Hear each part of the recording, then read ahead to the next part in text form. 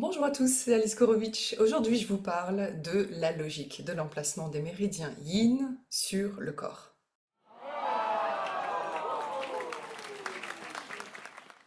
Alors, si jamais vous n'avez pas vu ma vidéo sur la logique de l'emplacement des méridiens yang, je vous recommande d'aller la regarder. C'est toujours bien de commencer par les yang parce qu'ils ont une logique plus claire que les yin, vous allez voir, qui sont un petit peu plus complexes. Nous sommes dans le contexte de la pensée médicale chinoise, qui est une pensée holistique, et donc qui établit des résonances entre l'externe et l'interne, et dans laquelle on dit que l'humain fait le trait d'union entre la terre et le ciel, ce qui fait que nous recevons les influences du ciel et les influences de la terre. Nous sommes au milieu et nous métabolisons tout ça, et nos méridiens sont le reflet de ces influences. Deuxième rappel, pour comprendre la logique de l'emplacement des méridiens, il faut les considérer selon leur appartenance aux 6 couches et non pas leur appartenance aux 5 phases. C'est très important parce que c'est vraiment ça qui va faire qu'on comprend pourquoi ils sont placés comme ils sont placés. Donc on a vu que les 3 couches yang font le tour du corps comme ça. Donc on a Taiyang derrière, Shaoyang sur les côtés et Yangming sur le devant. Pour les couches yin, c'est un petit peu différent.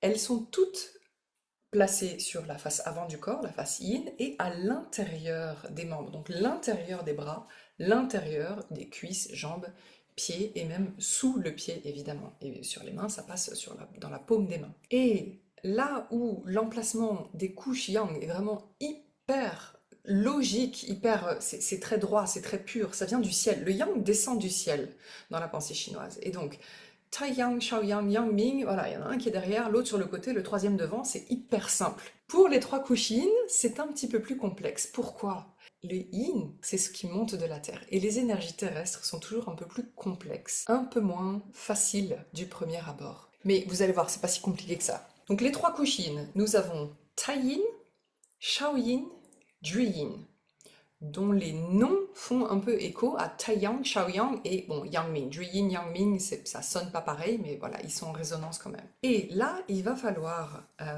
être assez souple parce que il y a plusieurs manières d'envisager les 6 couches. Vous avez Taiyang, Shaoyang, Yangming, Taiyin, Shaoyin, Juyin, tout en bas. C'est exactement cette manière-là que je présente dans ma vidéo sur les 6 couches, que je vous invite à aller regarder si vous ne l'avez pas encore fait. Juyin est tout en bas, parce que dans cette influence céleste, les 6 couches qui descendent du ciel, qui sont en résonance avec le ciel, la plus proche du ciel, c'est Taiyang, et la plus profonde, la plus cachée, Juyin, ça veut dire yin qui se cache, c'est celle qui est la plus profonde, la plus basse. Sur le corps, c'est un petit peu différent, justement parce que nous sommes sur des couches yin et que le yin est davantage en résonance avec la terre, donc davantage sous l'influence de la terre. Et donc, ce que je vous disais tout à l'heure sur le fait qu'il faut considérer les méridiens selon leur appartenance aux 6 couches pour comprendre leur emplacement, pour les yin, il va y avoir un petit peu l'influence de la terre qui va jouer, donc l'influence des 5 phases. Vous allez voir. Lorsqu'on considère les 3 couches yin sur le corps, eh bien, ça va pas être systématiquement Taiyin, Shaoyin, Juyin, mais ça va être Taiyin, Juyin et Shaoyin. Je vous explique tout ça, vous allez voir. Tai, ça veut dire le plus grand des yin, pas dans le sens où il y a beaucoup de yin dedans, au contraire, c'est dans le sens, c'est le plus développé, le plus dilaté des couches yin. Donc la couche la plus yang, parce que tout ce qui se dilate appartient au yang. Donc on est dans la couche yin la plus yang. C'est pour ça que c'est elle la première, c'est elle qui est la plus proche des couches yang, c'est elle qui est la plus proche de la surface et c'est elle qui est la plus active en yang, la plus riche en yang, si vous voulez. Pour ceux qui ont vu la vidéo sur les couches yang, vous vous rappelez sans doute qu'on avait Taiyang, Shaoyang et Yangming. Et je vous avais dit vite fait que le Taiyin, il était juste de l'autre côté. Et effectivement, sur le bras, vous allez trouver Taiyin, Juyin et Shaoyin. Juyin, c'est le yin qui se cache et donc il est entre les deux. Il est non plus, quand on les considère hiérarchiquement de haut en bas, il est plus celui qui est tout en bas. Quand c'est enroulé autour du corps, il est entre les deux couches yin, parce que c'est le yin qui se cache. Les couches yin sont toujours sur l'interne, soit du bras, ou l'interne de la jambe. Et au contraire des couches yang qui commencent aux mains, ça monte au visage et ensuite ça descend jusqu'aux pieds, les couches yin, elles commencent aux pieds et ça remonte l'intérieur des jambes et puis ensuite ça se déploie sur le tronc avant d'aller sur l'intérieur du bras jusqu'à la paume de la main et jusqu'au doigt. Ça se termine au doigt. Donc ça monte de la terre au ciel. Et vous remarquerez que ça ne passe pas par la tête. C'est que les méridiens yang qui parcourent la tête. Parce que la tête, c'est le ciel du corps. Et le ciel est yang. Sur la couche tai yin, on a qui? On a rate et poumon. Rate, c'est le méridien qui commence au pied, voilà, et qui va remonter comme ça sur le torse. Et le poumon, ça va être le méridien qui commence ici au torse et qui va aller jusqu'au bout du pouce. Ça va du gros orteil jusqu'au pouce. C'est facile, c'est le plus gros doigt à chaque fois. Le doigt le plus large, le plus développé, le plus yang. Donc ça commence au gros orteil, donc à l'intérieur du gros orteil. Rappelez-vous, je vous disais, il faut considérer aussi l'influence des 5 phases, de l'appartenance des méridiens aux 5 phases. Ce méridien de la rate, il appartient à la terre. Son tissu corporel associé, c'est les muscles, c'est-à-dire les chairs, c'est tout ce qui est épais. Et donc la rate ne commence pas sur le dos du pied qui est beaucoup plus tendineux, où il y a très peu de peau, très peu de muscles, mais beaucoup de tendons. Non, ça commence sur le côté du pied, toute la tranche interne du pied où il y a plus de chair. Et ensuite, le long de la jambe jusqu'au genou, ça remonte aussi vraiment au centre, dans les chairs, dans les parties les plus musculeuses. Et à partir ensuite du genou, ça va switcher, ça va revenir un petit peu plus sur le dessus. Le yang ming qui descend là sur le devant, qui fait tout le dessus de la cuisse, et ben le tai yin, il remonte juste à côté comme ça, donc c'est l'intérieur de la cuisse, mais c'est l'intérieur dessus, vous voyez, on est sur cette face-là, voilà. Et ça remonte jusqu'à l'aine, et ensuite sur le tronc, le méridien de la rate, c'est celui qui va être le plus dilaté, le plus yang. Il monte le long de l'abdomen, la région thoracique latérale, avec son 21e et dernier point. Il a 21 points, le méridien de la rate. Et à partir de là, ça va remonter ici, un peu sous la clavicule, où vous avez le début du méridien du poumon. Voilà. Et le poumon, il va traverser là, comme ça. Donc on a le gros intestin du yang ming qui est juste là. Et le poumon, il passe vraiment franchement devant, ici. Voilà. Le creux du coude. Et puis ensuite, la partie blanche, ici, de la peau, hop, hop, hop, jusqu'au bout du pouce. Donc là, vous avez l'emplacement du tai yin. Et maintenant, pourquoi poumon et rate? Pourquoi ces deux organes sur cette couche? On a dit que c'est la couche la plus yang, et bien sans surprise, on a les deux organes yin les plus yang dans leurs fonctions, dans leurs actions. Le poumon est appelé le maître du qi. Rien que ça. Et le qi, c'est tout ce qui est en mouvement. Le qi, par rapport au sang, c'est vraiment une substance beaucoup plus yang, impalpable. Alors que le sang, ça va être une matière, au contraire, bien bien plus matérielle.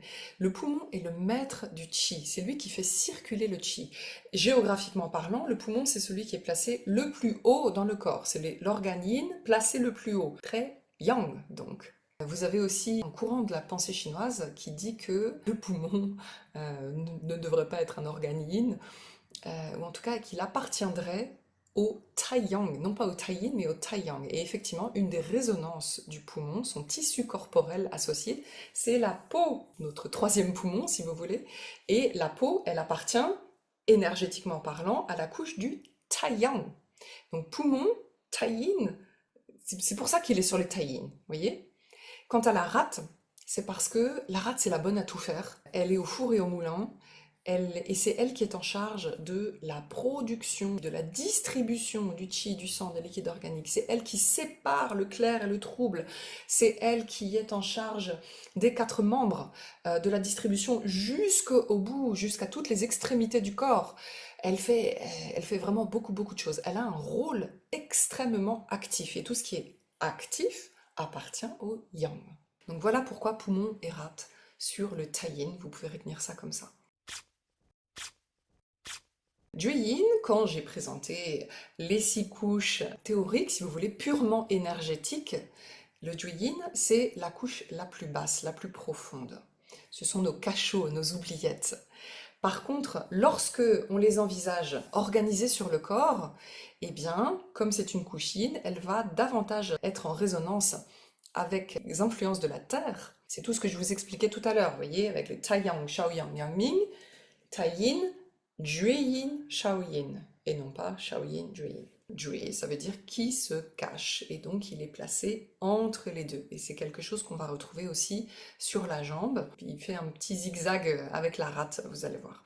Vous avez sur cette couche le foie et l'enveloppe du cœur. Le foie qui commence au pied, qui remonte le long de la jambe, qui remonte le long du tronc, et ensuite l'enveloppe du cœur qui fait le bras, qui fait donc le milieu, là, comme ça, et qui va jusqu'au bout du majeur. Ça commence sur le gros orteil, comme la rate, donc comme le taïn, mais cette fois-ci du côté extérieur du gros orteil. Donc on est vraiment sur le dos du pied. On est juste à côté du Yangming, qui va lui jusqu'au bout du deuxième orteil. Donc on commence sur ce premier orteil. Pourquoi? Parce que la résonance de la terre au niveau du foie, ce sont les tendons, et que le dessus du pied est beaucoup plus tendineux, alors que le côté interne du pied est beaucoup plus musculeux, donc plus en résonance avec la rate.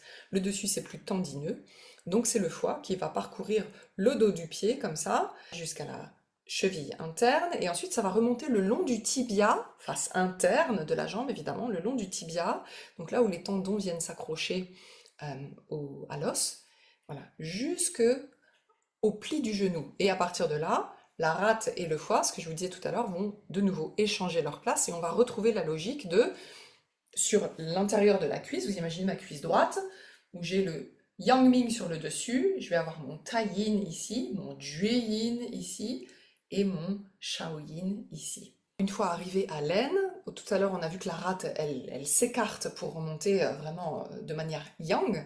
Le foie, il va aller entourer toutes les parties génitales, il est très en lien avec la sphère gynéco. Il va rejoindre le Janmai, qui est un méridien extraordinaire, qui est sur la ligne médiane du corps pendant quelques points. Et ensuite, il va s'écarter et il va aller vers les seins. Et il va se terminer dans la zone des seins. La zone de la poitrine, que ce soit les seins féminins ou masculins, c'est vraiment la sphère géographique d'influence privilégiée du foie. Et le fait que ça s'écarte comme ça, c'est-à-dire que c'est pas un méridien qui monte comme ça, c'est un méridien qui va monter comme ça. Ça nous parle de son influence de la terre. Le foie appartient au bois, au mouvement du bois. Et le mouvement du bois, c'est croissance, développement, expansion. C'est ça. On a les racines du foie sur le pied, le long du tibia, le long de la cuisse, et ensuite sur le tronc, enfin, les branches de cet arbre, de ce bois, peuvent se déployer, et donc c'est pour ça qu'il va y avoir globalement ce mouvement-là. Voilà. Donc jusqu'à la sphère de la région thoracique latérale sous les seins, c'est pas aussi écarté que la rate qui appartient au taïn, on est quand même un petit peu plus à l'intérieur, Jueyin qui se cache. Et à partir de là, ça va remonter à l'aisselle, et là va émerger le méridien de l'enveloppe du cœur, qui lui, alors on avait le poumon tout à l'heure qui faisait ça, l'enveloppe du cœur, elle est là, hop, voilà, elle est plus au milieu, voilà, et elle va sur le doigt du milieu. Alors pourquoi foie et enveloppe du cœur sur cette couche du Jueyin? Son autre nom à cette couche, c'est la couche du sang. Il y a beaucoup d'organes qui sont impliqués dans la physiologie du sang, mais le foie et l'enveloppe du cœur le sont vraiment beaucoup. Le foie parce que c'est lui qui stocke le sang, et l'enveloppe du cœur parce que... Alors l'enveloppe du cœur, vous avez plusieurs traductions qui parlent de péricarde. Du point de vue de la pensée occidentale, on a cette membrane qui est appelée le péricarde. Enveloppe du cœur, c'est pas exactement ça. C'est très tentant de faire ce rapprochement. Vous avez certains courants de pensée chinoise qui disent que l'enveloppe du cœur, c'est le cœur entier, c'est-à-dire physiquement, c'est l'organe cœur. Et l'organe cœur de la pensée chinoise, ce serait le vide.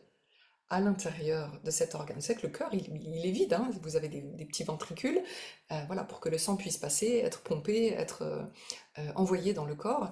Et donc ce serait cet espace vide qui serait le cœur. On va y revenir tout de suite après, quand je parlerai de Shaoyin, vous allez voir que cette notion de vide, elle est assez importante. Et donc, tout ce qui est matériel, donc la vraie pompe cardiaque, si vous voulez, appartiendrait davantage à la notion chinoise de enveloppe du cœur. Et donc ce sont deux organes très très très impliqués dans la physiologie du sang, dans son bon équilibre à l'intérieur du corps, et donc c'est pour ça qu'ils font tous les deux partie de cette couche du Juyin, la couche du sang. Sur le corps, c'est Shaoyin, la dernière des couches à faire le tour. On rentre par les couches yang, et on fait tout le tour, et on termine par le sein des seins, si vous voulez, et sur laquelle se trouvent deux organes absolument fabuleux qui sont le rein et le cœur. Le rein, on commence sous le pied, déjà, intéressant, on n'est pas sur un orteil, on est sous le pied, en contact direct avec le sol, donc on est vraiment sur la couche la plus au contact de la terre, finalement. Mais, petit aparté, le premier point du rein, Yongchuan, ne touche pas le sol. Il y a un petit vide, parce que c'est dans l'arc du pied. Et donc il y a cette petite notion de vide, déjà à l'entrée de cette couche énergétique. Le premier point du rein est sous le pied. Ensuite, il va aller tourner, il va remonter à l'intérieur de la cheville, il va tourner un petit peu autour de la cheville interne, avant de remonter un peu par l'arrière de la jambe. Cette notion de tourner, ça c'est absolument magnifique. Référence aux animaux mythiques. Voilà, ça fait partie de la métaphysique chinoise. Vous avez un animal mythique pour chaque phase. Vous avez le dragon vert, le phénix rouge, la licorne jaune, la tigresse blanche et la tortue serpent noire. Tortue serpent, qu'est-ce que c'est que cet animal? C'est une tortue et un serpent enroulé autour d'une tortue. Donc vous avez à la fois la solidité, la carapace de la tortue et la souplesse extrême du serpent qui s'enroule. Et donc le méridien du rein, il s'enroule autour de la cheville interne avant de remonter. Donc c'est comme ce serpent qui se ramasse pour pouvoir monter. Et donc à partir de la cheville, ça va remonter. On est quasiment à l'arrière du mollet, strictement à l'arrière de la jambe. Donc sur le mollet, vous avez le taiyang qui descend, sur lequel il y a la vessie qui appartient à l'eau aussi, qui est le binôme du rein dans la phase de l'eau.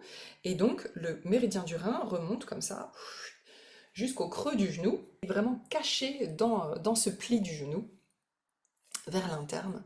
Et ensuite, il remonte le long de l'interne de la cuisse. Donc sur le haut de la cuisse, vous avez le Yangming, Taiyin, Juyin et Shaoyin, qui est vraiment quand vous êtes assis sur le Taiyang, et tout de suite à l'intérieur, là, vous avez le Shaoyin, très très caché, mais déjà très très près du ciel, des yang, de la couche la plus proche du ciel, le Taiyang. Une fois arrivé à l'aine, le méridien du rein, gardez l'image du serpent en tête, il va se dresser comme une tige et il va remonter le long de la ligne médiane, depuis le pubis jusqu'aux clavicules. Il va plus bouger. Donc c'est pas comme la rate et le foie qui s'échangent leurs trucs et voilà, puis il y en a un qui monte comme ça, l'autre qui monte comme ça. Non, le rein il monte comme ça, droit vers le ciel, comme de l'encens, comme une bougie, qui est une image assez importante aussi, qui va être en lien avec le vide et avec la spiritualité, parce qu'on est sur une couche très très pleine de vide, et une couche très très spirituelle.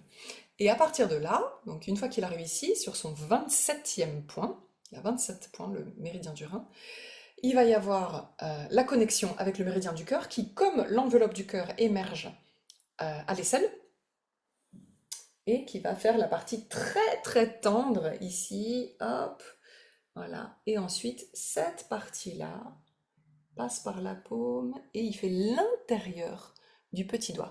De l'autre côté, vous avez l'intestin grêle, qui est le premier point de la couche Taiyang. Donc le dernier point de la couche Shaoyin est là, le premier point de la couche Taiyang est là.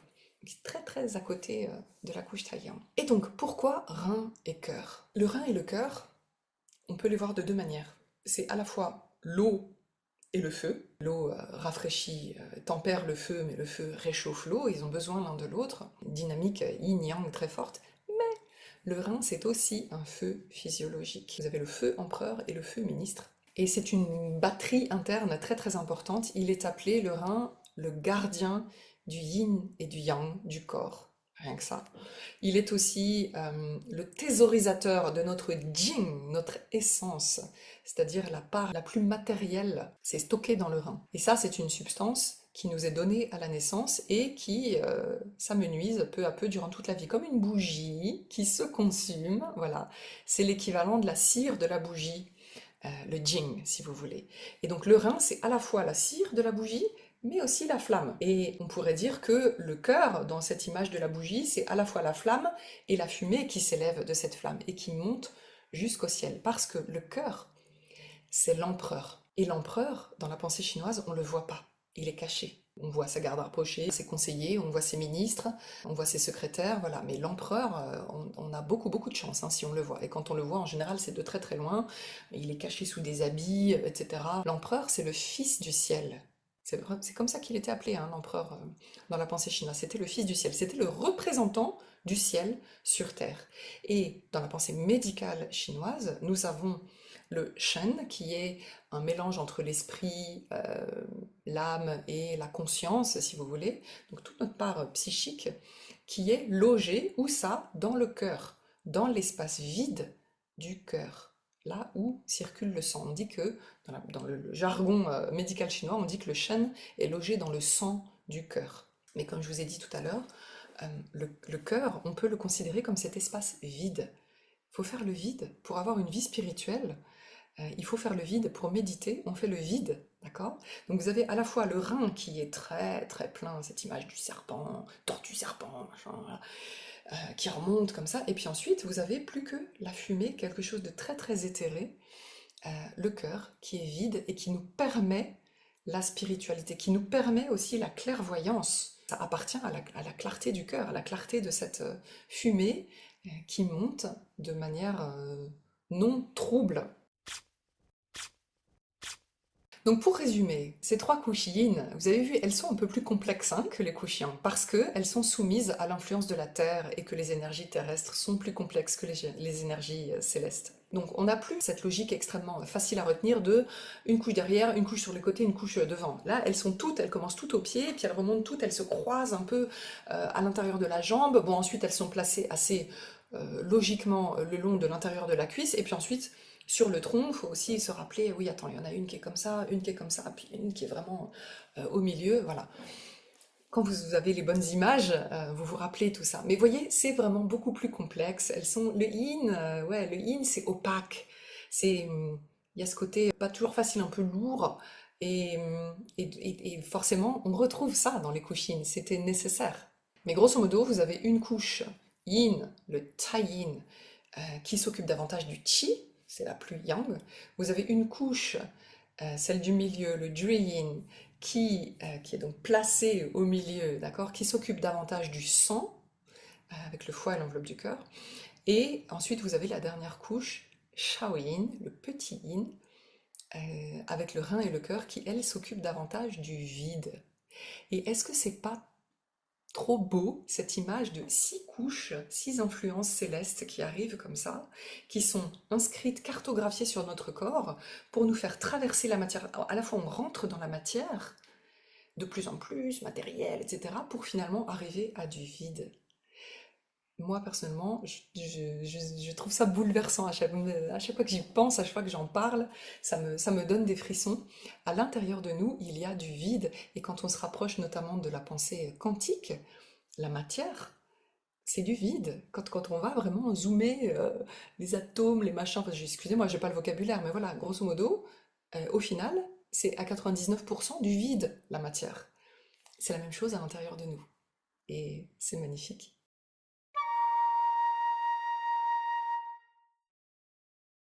Voilà pour les trois couches yin. J'espère que ça vous a plu, que ça vous a fait un petit peu voyager. J'espère surtout que vous avez compris maintenant la logique de l'emplacement des méridiens sur le corps, quand on les voit selon leur couche, et aussi la logique de l'appartenance de certains organes à une couche énergétique. Et voilà pourquoi ils sont placés dessus. Tout ça, c'est profondément logique et cohérent, comme tout le reste de la magnifique pensée médicale chinoise.